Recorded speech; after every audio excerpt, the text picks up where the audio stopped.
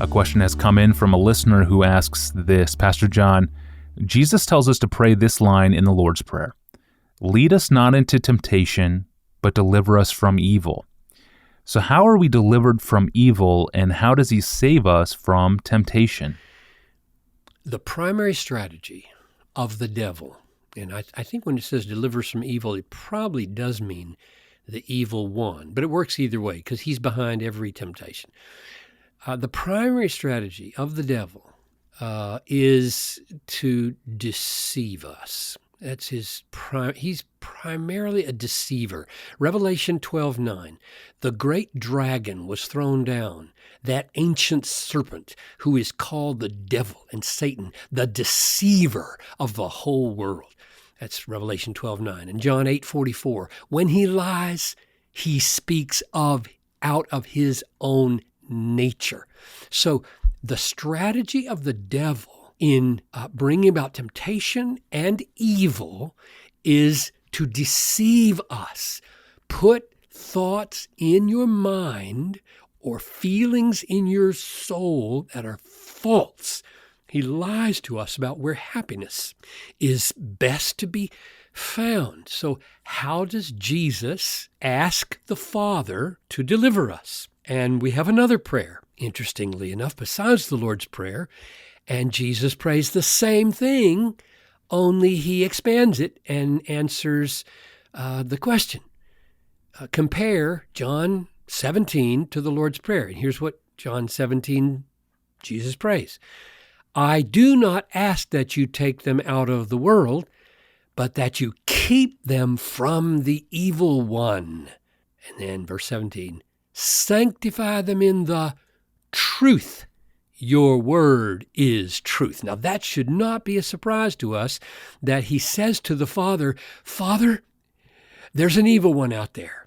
His primary strategy is deceit. Please guard them from that evil one. And here's the way I think you should do it. like the son could tell the father how to do it. Namely, in the truth. Make them holy in the truth. Your word is truth. So sanctify means help them be holy and conquer temptation by being holy. How? In your truth, by truth. More specifically, your word, not just vague truth, any old truth, but your word is truth. Those promises that God has made to us and those facts about life and about his way and his being. So by your word, what is that? Well, the antidote to every falsehood are the truths of Scripture. In fact, I would say there is no remedy, none, for falsehood other than truth. None. So if falsehood is the modus operandi of the evil one by which he tempts and destroys us, there is only one remedy, and that is the opposite of falsehood, and that is truth.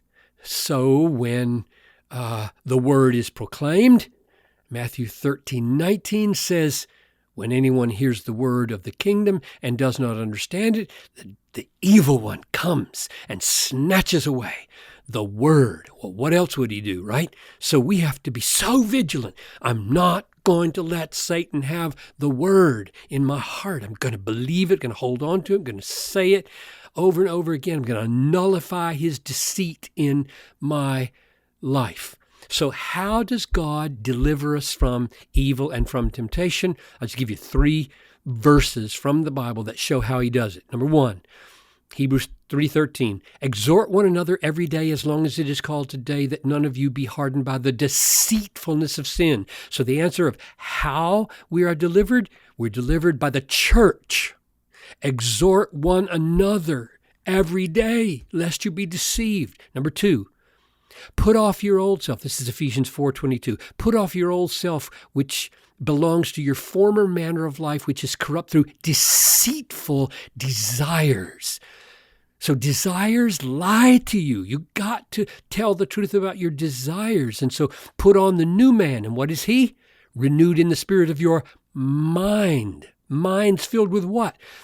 Verse 24, put on the new self, created after the likeness of God in righteousness and holiness in the truth.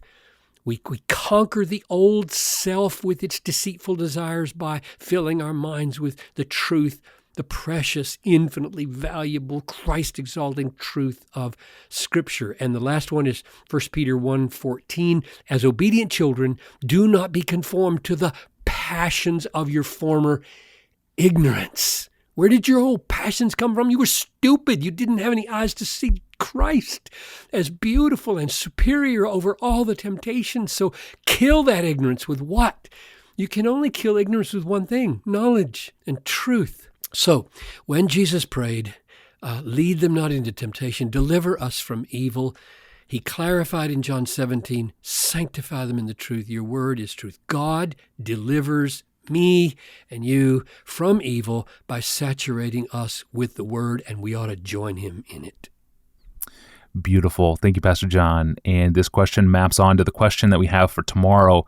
If Jesus did not have a sin nature, if there wasn't a sinful flesh in him, something inside of him that made temptations even more alluring, like we have, can he really be said to sympathize with us when it comes to understanding the power of our temptations? In other words, are the temptations we face more powerful than those faced by Christ on earth?